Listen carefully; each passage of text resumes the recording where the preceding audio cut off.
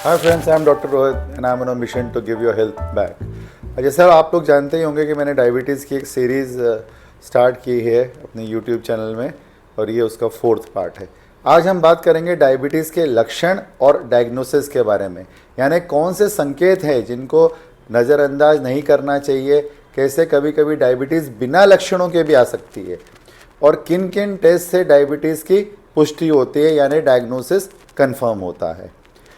अब डायबिटीज़ के शुरुआती लक्षण को समझना बहुत ज़रूरी है क्योंकि ये शरीर के वार्निंग सिग्नल्स हैं। शुरुआती लक्षण हो सकते हैं बार बार पेशाब आना, रात को पेशाब के लिए उठना जो पहले नहीं होता था, बहुत ज़्यादा प्यास लगना, मुंह सूखा रहना, ज़्यादा भूख लगना, अचानक से हंगर बहुत बढ़ जाना, बेमतलब वेट लॉस होना, कोई एफर्ट नहीं कर रहे हैं, कुछ नहीं कर रहे हैं फिर भी वेट लॉस हो रहा है, थका थका और कमजोरी फील होना, फटीग और वीकनेस, धुंधला सा दिखाई देना, ब्लर्ड विजन, घाव और चोट का ढेर से भरना, बार बार इन्फेक्शन होना, खास तौर पे गुप्तांगों में फंगल इन्फेक्शन या यूरिनरी ट्रैक्ट इन्फेक्शन जैसे पेशाब में जलन वगैरह, बुखार भी आ सकता है साथ में।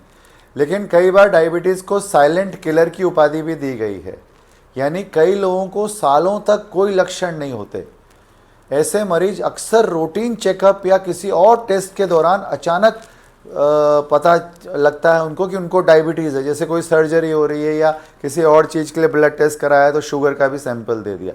और मैंने तो ऐसे बहुत पेशेंट्स डायबिटीज़ के पकड़े हैं जो किसी और उसके लिए आए थे।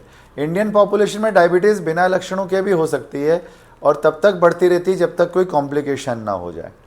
इसलिए रेगुलर स्क्रीनिंग बेहद ज़रूरी है, ख़ास तौर पे 30 से 40 साल की उम्र के बाद या उससे भी बल्कि जल्दी। कई लोगों के तो आंख का पर्दा खराब हो जाता है, फिर मालूम पड़ता है कि डायबिटीज़ है, जबकि आंख का पर्दा खराब होने में 5 से 7 साल लगते हैं। अगर ये लक्षण लगातार बने रहें तो इसे कभी भी लाइटली ना लें। अब डायबिटीज़ आखिर डायग्नोस कैसे होती है, हम कैसे बोलें कि इसको कंफर्म डायग्नोस हो चुकी है इस बंदे को, इस पर्सन को? ये एक सिंपल ब्लड टेस्ट से होती है। कुछ मुख्य टेस्ट मैं आपको बता देता हूँ। सबसे पहले तो आप 8 घंटे खाली पेट रात भर सो के खाली पेट एक फास्टिंग का सैंपल दे सकते हैं। अगर 100 से नीचे है तो आप नॉर्मल हैं, अगर 100 से 125 के बीच में है तो आप प्री डायबिटिक हैं, और अगर 126 या उससे ज़्यादा है तो आप डायबिटीज़ के मरीज बन चुके हैं। अब पोस्ट मील होती है खाने के 2 घंटे बाद, अगर ये 140 से नीचे है तो आप नॉर्मल हैं, 140 से 199 के बीच में है तो आप प्री डायबिटिक हो जाते हैं, और 200 या उसके ऊपर है तो आप डायबिटिक हो जाते हैं। अब HbA1c की बात कर लेते हैं जो पिछले 3 महीने का एवरेज ब्लड शुगर बताती है।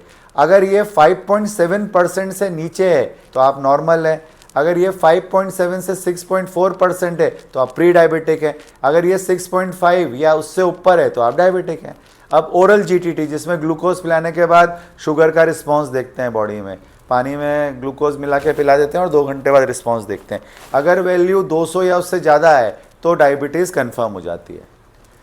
तो ये कुछ टेस्ट हैं जो सिंपल आप आराम से किसी भी लैब में करा सकते हैं और डायग्नोस कर सकते हैं।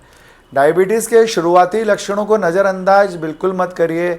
याद रखिए कई बार ये बीमारी चुपचाप बढ़ती रहती है और पता ही नहीं चलता है, इसलिए समय समय पर जांच करवाना और अपने रिस्क फैक्टर जानना बहुत ज़रूरी है। जल्दी डायग्नोसिस होने पर कॉम्प्लिकेशन से बचा जा सकता है, जल्दी इसको टेक केयर की जा सकती है और इसे कंट्रोल में रखा जा सकता है। अगर आपको ये वीडियो उपयोगी लगा हो तो इसे आप लाइक और शेयर ज़रूर कीजिए और मेरे चैनल को सब्सक्राइब करिए। हमारा डायबिटीज़ सीरीज़ को देखते रहिए, कुछ ना कुछ नए वीडियोज़ मैं बनाता रहूँगा।